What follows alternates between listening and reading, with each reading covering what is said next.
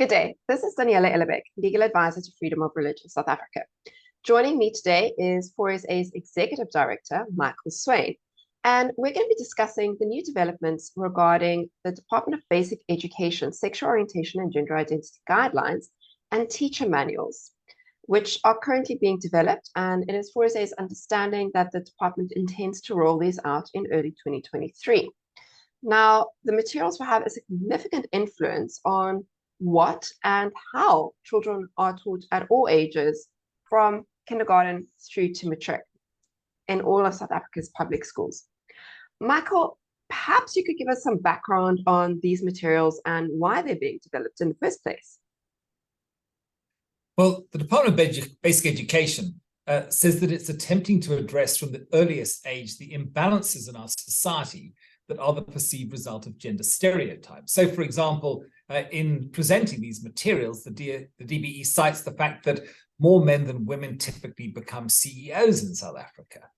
Now, just from a legal point of view, Section 9 of the Constitution makes it unlawful to unfairly discriminate against anyone on the basis of their sex or gender, and education clearly plays a part in adjusting incorrect stereotypes. So you might therefore expect that these educational guidelines and materials will reinforce the fact that, for example, there's no justification for unequal opportunities or pay scales in the workplace, or that there should be no stereotyping of job categories. So, like, it's equally appropriate and acceptable for a man to be a nurse or a woman to be an engineer. Or, for example, that everybody should be taught to respect the unique and important differences between the sexes. And, of course, particularly that bullying and other forms of gender-based violence are totally unacceptable. However, the content of these guidelines and the content's ideological basis must be carefully scrutinized to make sure that it does not infringe on other constitutional rights. Of course, bearing in mind particularly that public schools are required to be ideologically neutral places where all learners can freely live out their own constitutional rights.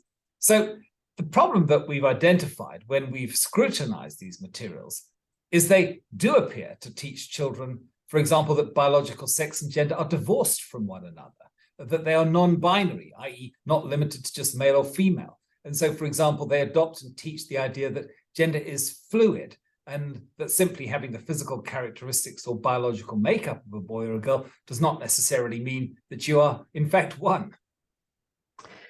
So, Michael, does 4SA have any information on the materials that are used to teach this viewpoint, and when does this start being taught? I mean, we did mention that they're thinking of rolling it out early next year, but when are they aiming to start teaching children this viewpoint?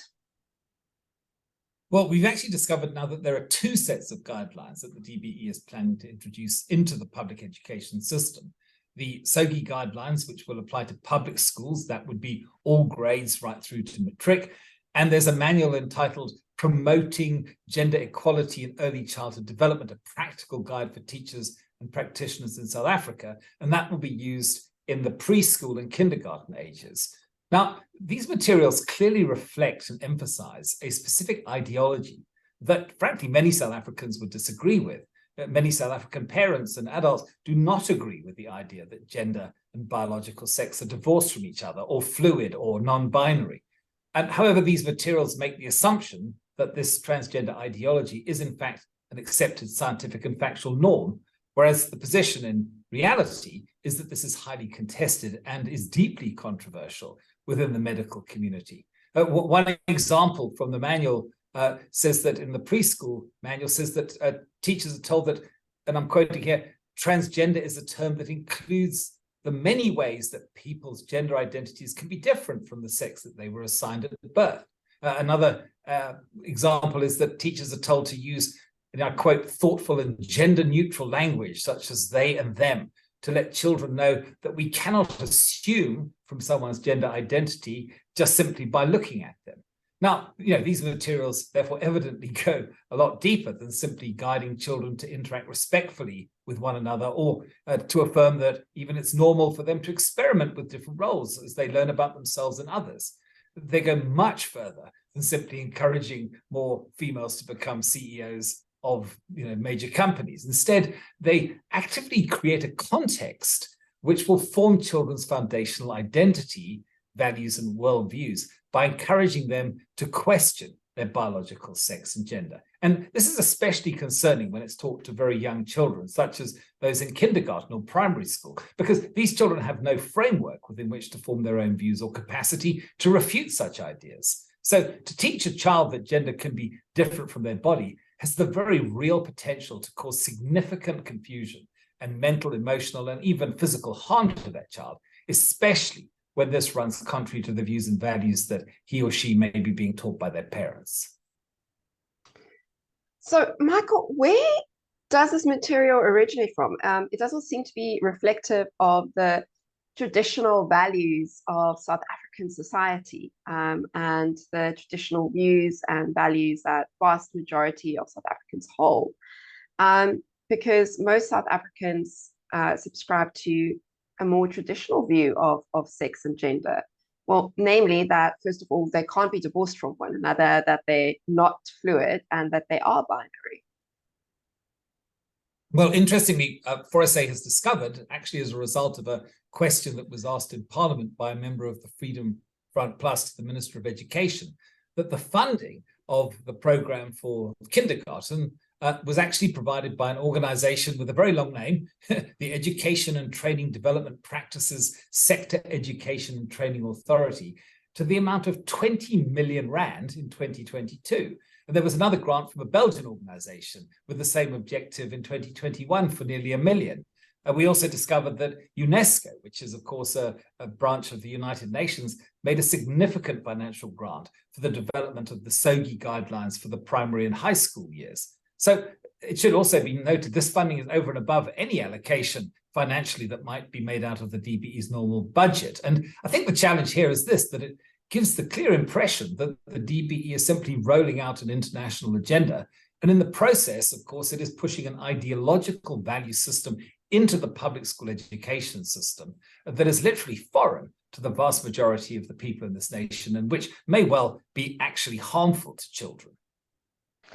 It's so interesting because, I mean, in terms of international law, our state has signed international treaties and covenants that binds it to upholding the traditional values and beliefs are held within Africa. So, I mean, this is very interesting what you're saying now about pushing through an international agenda that is at odds with traditional African values and beliefs. Michael, can you perhaps elaborate and highlight the legal concerns that 4SA has in this regard? Well, our primary concern is, of course, the best interest of the child, which our constitution says is of paramount importance. And we're particularly concerned that the rights of parents to raise their own children according to their own system of values and beliefs is actually being overridden. Now, surely parents are best placed to determine whether it's in the best interest of, say, their 5-year-old child to be discussing complex subjects such as sex and gender that, frankly, many PhD adults ardently debate with one another. It's also equally important to note that we don't have a system any longer where state-controlled education is enforced by the government, who can dictate both the outcome and the content of what's taught to children. And according to our current law, public schools must be ideologically neutral spaces because everyone should be allowed to live out their belief in the public schools freely. The state is therefore simply not in the place of the parent and therefore has no right to impose its values on their children. And secondly, the state has a duty to ensure that the constitutional rights of all people are protected. So South African law does not recognize a hierarchy of rights where, say, one right prevails over the other. And every child should, of course, be welcomed in school and not subject to bullying and harassment. The problem with these materials is that they will potentially have a real life and unbalanced impact on the constitutional rights of some children. Now, let's just give an example internationally where this ideological framework has been rolled out into schools. And we can see that the impact of this comes in the areas of, for example, shared bathrooms and changing rooms and accommodation, where obviously the privacy rights and even the safety of biological girls can potentially be compromised. Now, in the South African context, particularly with our very high rate of gender-based violence against women and children and even instances of rape in schools, there is a very real risk that malevolent characters could perhaps make use of loopholes created by opening up access to these rooms for nefarious purposes. Another area where this has impacted internationally has been on girls' sports, where biological boys clearly have a significant physical advantage over girls, and simply by identifying or self-identifying as a girl, these people can obviously then compete in girls' sports and have a great advantage there. One maybe final potential issue is on the impact of freedom of speech and the potential of forced speech around the so-called preferred pronouns and dead naming. Now, this is where children are told that they must now use the preferred pronouns. For example, of a boy that they might have known as Michael, they must now call Michaela if he's decided to present and dress as a girl, and perhaps be told to use their pronouns they and them to refer to that person. So these are all complex issues that we've seen playing out in international contexts, and which will, of course, if these things do go through, become very real issues in our public school system. So, Michael, where to from here? I mean, we now have these guidelines and these teacher manuals. And I mean, it's good that these are just guidelines and not policy, because then there are recommendations from the DBE side to public schools and to early childhood development centers, ECDs. But they are still concerning in the fact that they adopt an ideological position, as you have just demonstrated. And public schools legally need to be ideologically neutral places. So what are the next steps that we can anticipate?